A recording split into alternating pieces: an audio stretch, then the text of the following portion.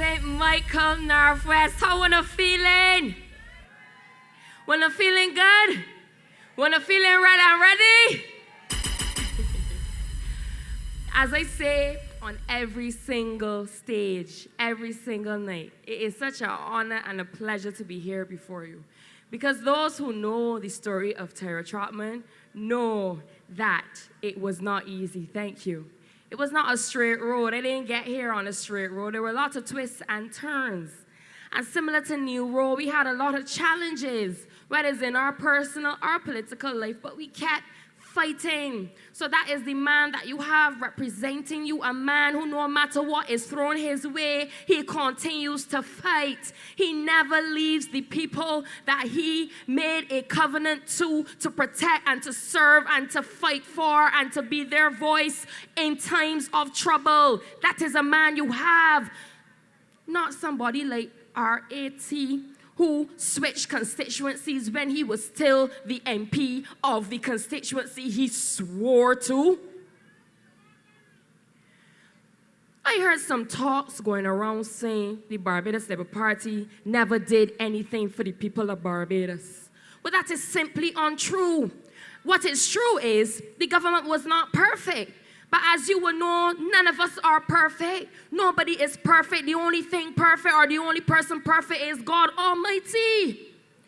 But we are a government that listens. We are a government that listens to your concerns, are not afraid to say we get it wrong. We're going back to the drawing board and we are going to come again.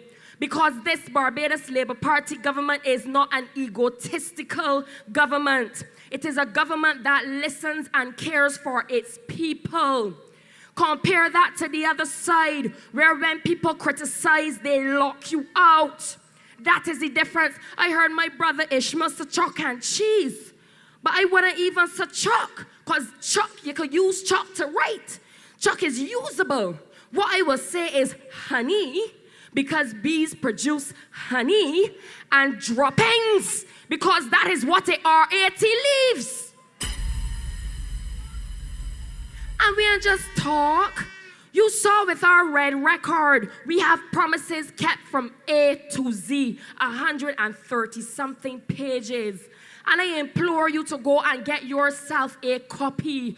Don't just depend on what I am saying, or what Nero is saying, or what Davidson Ishmael is saying, or even what the Prime Minister is telling you.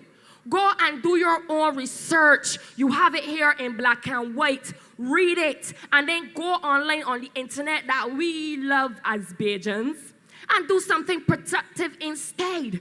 Go and fact check. See if what we are saying in here is true. Get yourself a copy. We have done what we said we will do. We ain't do it all.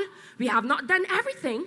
Because you heard the Prime Minister say at the end of the day, the first couple of years were spent patching up. They were spent healing. They were spent stabilizing this economy. So we ain't get to do everything we wanted to do. But we are asking you for the chance to continue so that we can do what we wanted to do, but had to divert or postpone because we were dealing with national and global crises. Just like a car. When you go and buy a second-hand vehicle, and it may not look too pretty, your first thought is, well, I can get a paint job, I can put some rims on it, and I want a stereo set in it. Now, when I drive in, people can hear me coming. But then when you start to drive the car now, you realize, oh shoot, the car needs shocks. The car needs roddings, it needs bushings, the engine won't want changing, it got electrical issues, and you have limited money. What are you going to do? You are going to fix the things that matter most first, because at the end of the day, what is the use of a car if it can't take you from A to B? So you will fix those things that might not be pretty, but which are needed to stabilize the vehicle. And then when that is done, then you will go and paint the car and buy the rims and put in the set. It is no different when it's a government. We have to be able to prioritize and do what we need to do first, and then we can do what we want. You heard my brother mention that there were certain things put in place to help ease the burden of cost of living. We had the reduction of VAT on electricity bills to 10%. You had the zero-rated tariffs on sanitary items and tampons. You had the reduction of VAT on certain healthy food items and baby items, all to make our lives easier. Because let me not get tired, cost of living is not high just here in Barbados. It is high all over the world. But what you have is a government that is willing to put things in place to cushion the blow. So that is in our red record. But now let's talk about the things that we are going to do in the manifesto. Because we ain't just stopping there. We ain't saying, oh, we accomplished all these things, so now it is time to relax. No, we are saying we must keep moving forward. We must keep pushing. We're going harder. We're going stronger. And we're moving the people of Barbados forward.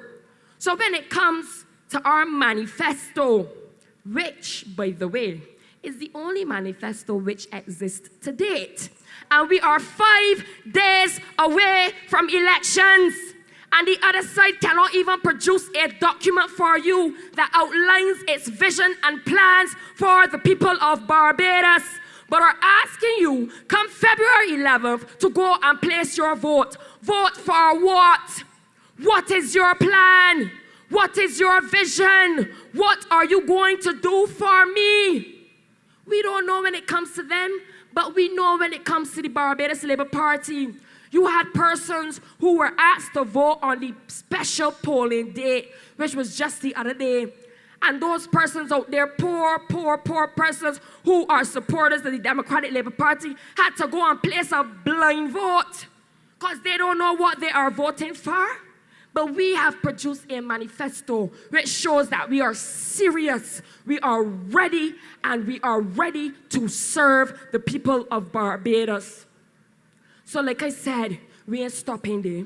We said that we are going to increase the reverse tax credit from $1,300 to $1,700 per year. That means that's more money in your pockets come November or December. So you can go and do the things we like to do around that time, which is paint the house, buy the ham, buy the curtains, and buy gifts. That's what we love to do around that time because it's the spirit of giving. So we are empowering you to do what you want to do. You also heard my brother mention the expansion of the Queen Elizabeth Hospital. $400 million worth of expansion. Because we have listened to the cries. We've listened to the concerns. We understand that yes, sometimes the waiting time is excessive. We are saying no. We're not saying there's no room for improvement. So that is what the Barbados Labour Party is willing to invest in its people. And let us be very clear. Yes, the waiting times are excessive. But let me look at the fact that healthcare in Barbados, so long as you are a citizen, is completely free to you. You don't have to worry about health insurance. Perfect example, a woman who is ready to give birth in America refuses to admit herself into the hospital because she knows when she's done, she's looking at a bill about $60,000 US.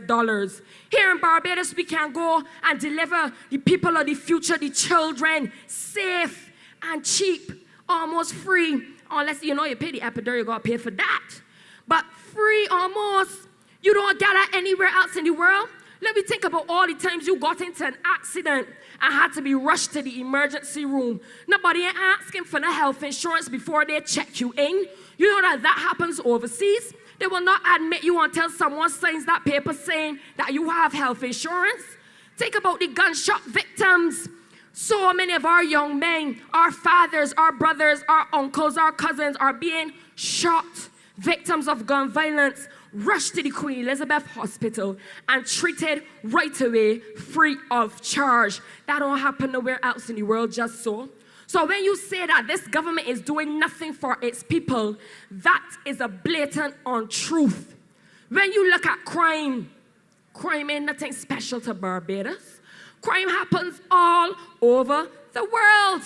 And really and truly, in reality, you will never have a country that has 0% crime. It will never happen. Reason being, it is a socio-economic issue. It deals with a number of things. It is multifaceted. So don't let anybody come and tell you how one of the BLP is to blame for crime, the rise in crime. Crime existed before I was born, and it exists when I dead. So don't get tired. But what this Barbados Labour Party is seeking to do is to curb the rise by giving you job opportunities, for giving you resources to deal with mental health, for educating our youth. Because don't let me get tied up again. The Democratic Labour Party took away free education from thousands of students in Barbados who were in their second, third year almost, then I had to drop out because they could not afford it. The Barbados Labour Party, when they first came back and were reinstated, were the ones who said none of that. None of that. We are bringing back free education because at the end of the day, education is the equalizer. It levels the playing field. That is what this Barbados Labour Party is willing to do.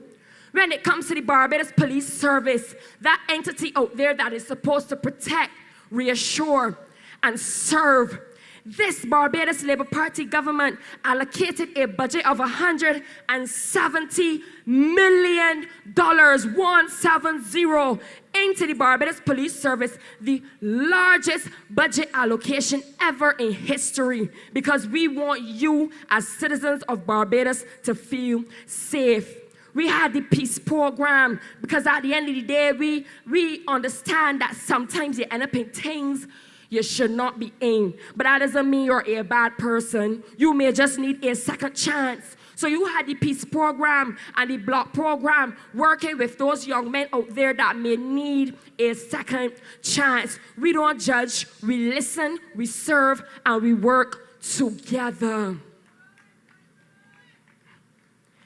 When it comes to education, you heard about over 14,000 free courses online through the NTI program, partnering with Coursera. That is something we now make up. That is something that has been happening. But what we are doing now is expanding it. We're going to move it into the prison so that inmates who are there, instead of wasting the time and rotting away, can do something with their time. So by the time they come out, they would have certificates that will help reintegrate them into society and give them a second chance so you don't go back to where you came from. When it comes to the pensioners, we only care about the young people. We care about the elderly as well. We're giving you a credit worth of $1,200 a pension credit per year that goes straight in your pocket so that you don't have to depend on your children who are grown and now living their own lives to come and assist you financially. It is giving you financial freedom to do the things that you need to do for yourselves. We had the YES program. We had the Loan Trust. Those are programs that were specifically designed to empower Barbadians, because at the end of the day, it is all well and dandy to have a government job. But it's only so many government jobs that exist and can go around. So what we are trying to do is empower you by being your own bosses, by being your own entrepreneurs, so you can start your own businesses, become independent, and empower those around you. So we are just giving you fish. We are teaching you how to fish. That is what this Barbados Labour Party is doing for you. When it comes to leadership now, because at the end of the day, this ain't you heard my brother say, this ain't about no one candidate. This is about a team of 30 individuals coming together despite their various backgrounds and beliefs and working together to make this Barbados great and to keep taking the people of Barbados forward. And of course, when you speak of a group, you must have a leader. And when you speak of the leader, look at the two. You have a woman who is known, by the way, first woman prime minister ever in history of Barbados. She created history. And then on top of that, she came into political life at the age of about 28 when she was Minister of Education, when she was younger than me. And she has given her life to public service. She ain't no come out here. So she's a woman of heart This honorable PM has given half of her life to the people of Barbados and have taken us forward, whether it was as minister, leader of opposition, or now as prime minister. And she is respected all over this world. I have never seen a prime minister been asked to enter so many rooms before. Furthermore, when you go on social media, read the comments, people are saying, well, I wish this was my prime minister. She's a woman not only of heart, but a woman with a backbone who's willing to stand up and fight for your rights, even on a global stage, in spite of any backlash, because she's defending you without fear or favor. She's a woman who exhibits grace. As you know, I came from the Democratic Labour Party, but let me clear up something here right now. I am now a member of the Barbados Labour Party longer than I was a member of a Democratic Labour Party here.